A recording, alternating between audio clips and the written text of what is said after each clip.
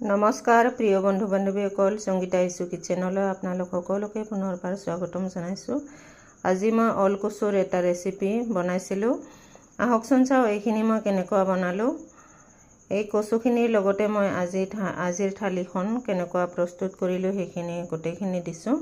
অৱশ্যে অকল অলকচুৰ ৰেচিপিখিনিহে মই দিছোঁ। এয়া যিহেতু অকল অলকচুৰ লগত ভাতখিনি খোৱা নাযায়, গতিকে এয়া মই দালি আৰু ভিন্দি বনাইছোঁ। এয়া পাপৰ লগতে নেমু টেঙা, জলকীয়া, পিঁয়াজ এইখিনিৰে মই আজিৰ ৰাতিৰ আহাৰ প্ৰস্তুত কৰিছিলোঁ। এইখিনি মই দেখুৱাই ল'লোঁ। আহকচোন চাওঁ এই অলকচুখিনি, এয়া অলকচু, এইখিনি মই কেনেকুৱা বনালোঁ এবাৰ চাই লওঁ। আজি মই এয়া অলচঙৰাৰ কচু, এয়া পাহাৰত হয় এই কচুবিধ মই ভাজি বনাম। এইটো আজি ৰেচিপি মই দেখুৱাব লৈছোঁ। এনেকুৱা বাকলি থাকে, এইটো গুচালে এনেকুৱা ধুনীয়াকৈ ওলাই যায়। এইখিনি মই সৰু সৰুকৈ কাটি ল'ম। অৱশ্যে এইখিনি কাটোতে বহুত খজুৱাই, সেইকাৰণে মই এইখিনি সৰু সৰু পিচ কৰি কাটি লৈ এইফালে পানী গৰম দি দিছোঁ। এইখিনি পানী উতলাই ইয়াতে ধুনীয়াকৈ চফাকৈ ধুই ল'ম। এনেও মই ঠাণ্ডা পানীৰ লগত এবাৰ ধুই লৈছোঁ। এইবাৰ কাটাৰ পিছত মই ইয়াতে ধুনীয়াকৈ পানীখিনি উতল অহাৰ পিছত ইয়াতে ধুই ল'ম। এইখিনি মই এয়া পলিথিন এটা সুমুৱাই দুইফালে দুখন সুমুৱাই মই কাটি ল'ম, নহ'লে বহুত খোজায়।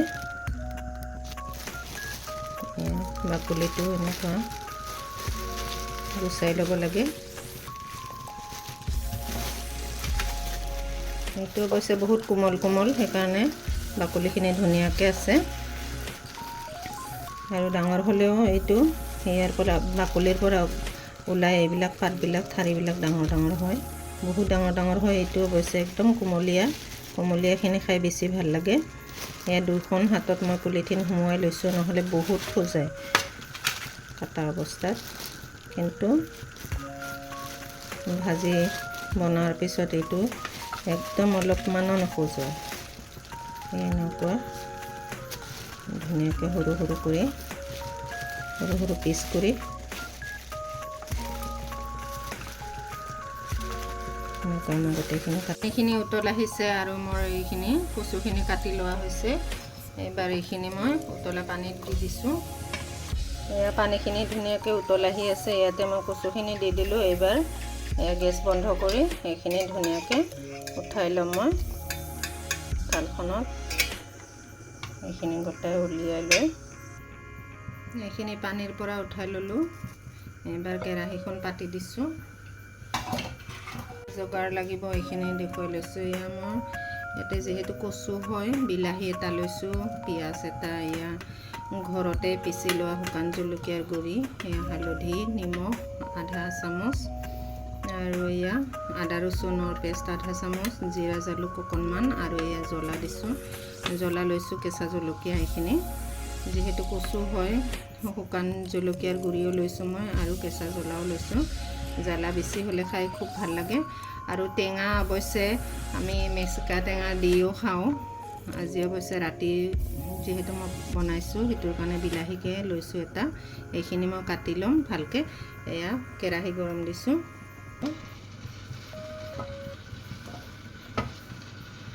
জোখমতে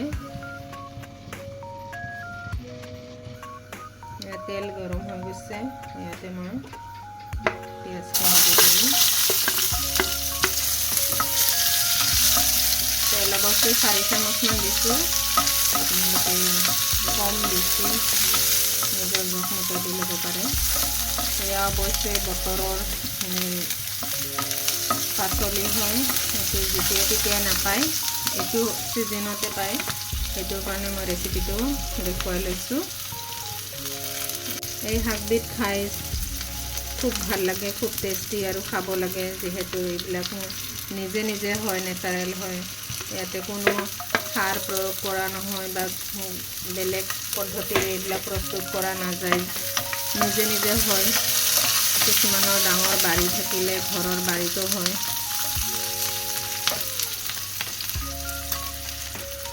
এনেকুৱা মছলাখিনি মই গোটেইখিনি দি দিছোঁ। আদা ৰচুন জিৰা জালুক অকণমান বেছি অৱশ্যে জিৰা জালুক নিদিলেও হয়, যিহেতু কচু বেছি মছলা দিব নালাগে, এনেই সোৱাদ হয়।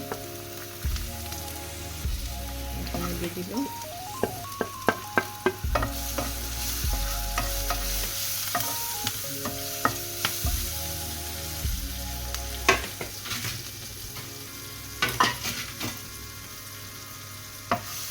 পিঁয়াজখিনি সিজি গৈছে, পিঁয়াজ আৰু জলকীয়া অৱশ্যে মই সৰু সৰুকৈ দিয়া নাই, এনেকুৱা ডাঙৰ ডাঙৰকৈ খাই ভাল লাগে চব্জিৰ নিচিনা, সেইকাৰণে মই ডাঙৰ ডাঙৰকৈ দিছোঁ। এয়া কচুখিনি এইবাৰ দি দিলোঁ।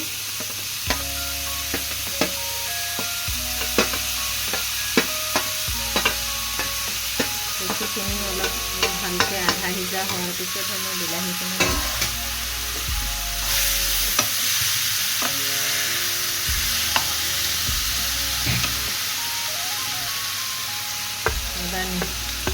নিমখখিনি দিলোঁ।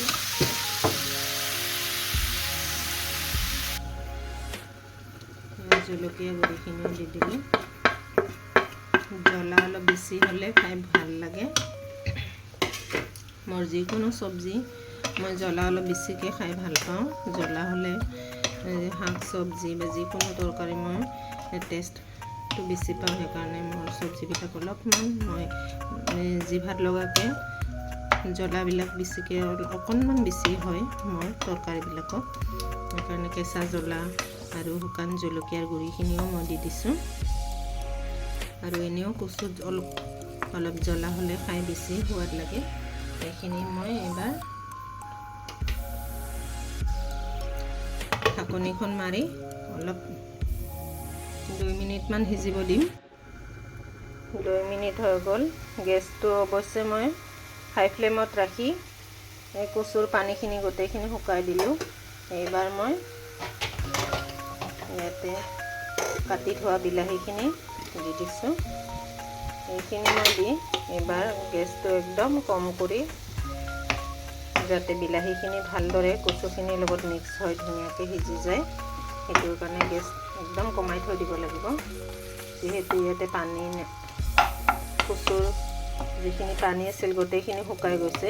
এইবাৰ মই এইখিনি একদম জুই কমাই দিহে গোটেইখিনি ধুনীয়াকৈ সিজিবলৈ দিব লাগিব। এইখিনি প্ৰায় হৈ গৈছে, কচু সিজিয়ে গৈছে, বাকী বিলাহীখিনি সিজিলে আৰু মোৰ চব্জিখন হৈ যাব, ভাজিখিনি। এয়া গেছ একদম কমকৈ ৰাখি এয়া মই 5 মিনিট সিজাই লৈছোঁ। এইখিনি বিলাহীখিনিও প্ৰায় সিজি গৈছে। মোৰ তৰকাৰীখন হৈ গ'ল। এয়া যিহেতু গোটেই বছৰটো নাপায়, এইটো ছিজনতে পায়, সেইটোৰ কাৰণে কেইদিনমান পিছত আৰু এইবিলাক খুব ডাঙৰ ডাঙৰ হৈ যাব, এনেকুৱা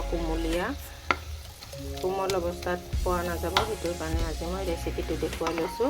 এইবিলাক খাব লাগে, যিহেতু বেলেগ ঔষধ বা সাৰ দিয়া নহয়, এইবিলাক নিজে নিজে নেচাৰেল, এইবিলাক প্ৰকৃতিয়ে যিহেতু আমাক দিছে, এইবিলাক চব্জি ধুনীয়াকৈ খাব লাগে। আৰু এইবিলাক হেল্ডি হয়।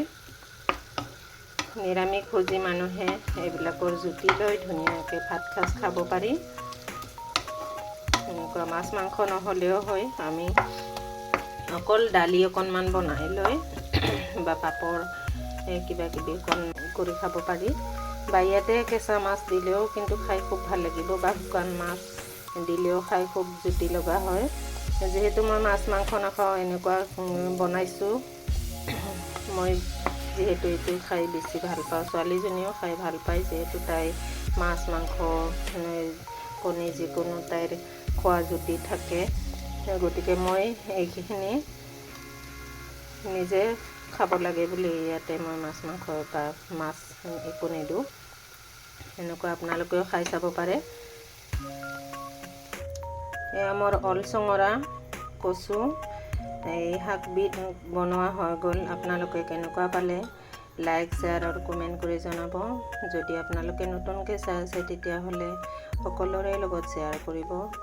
মই দিয়া ৰেচিপিসমূহ আপোনালোকে চাই উপভোগ কৰিব পাৰিব। লগতে কিবা যদি মই দিয়া ৰেচিপি চাই আপোনালোকেও উপকৃত হৈছে বা বনাই খাই ভাল পাইছে, তেতিয়াহ'লে মই খুব ভাল পাম। এয়াই মোৰ মেইন উদ্দেশ্যটো।